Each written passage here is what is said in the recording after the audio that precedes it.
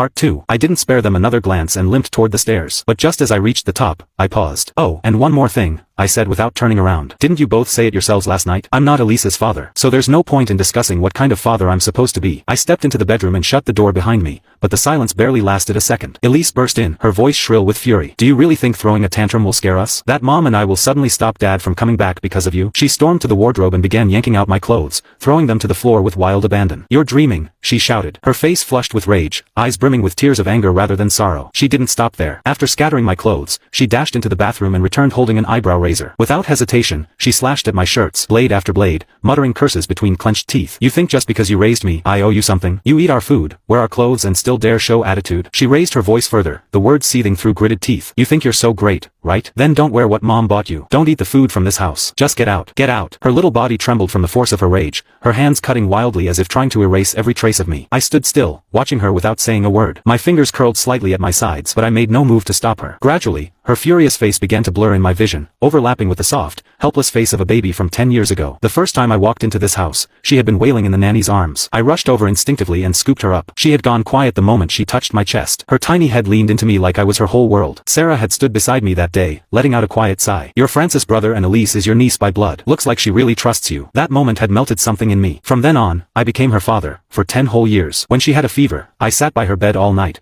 clutching her hand and adjusting the cold compress every hour. When she was picky with food, I cooked meals shaped like flowers and stars, coaxing her to eat just a little more. When she cried after a fight at school, I held her hand and walked to her classmate's house, standing up for her like a real father would. And each time, I told her, "Dad will always be on your side." But in the end, all those memories led here, to this moment, where she stood screaming that I'd stolen her father's place, destroying my clothes with a blade in her hand. Just then, Sarah entered the room. Without sparing me a glance, she scooped Elise into her arms, pressing a palm to her back to calm her down. She looked at me then, her voice bitter. "So all these years, you were just pretending, weren't you?" Elise didn't wait for her to finish. She raised the eyebrow razor one last time and hurled it straight at me. It hit my chest and clattered to the floor. It didn't hurt, but the look in her eyes, that raw hatred, cut far deeper than any blade. If she could have killed me in that moment, I have no doubt she would have. The door slammed behind them. Silence fell again. I stood there in the middle of the chaos, fabric scraps scattered like broken feathers, staring at the pile as if something vital had been ripped from me.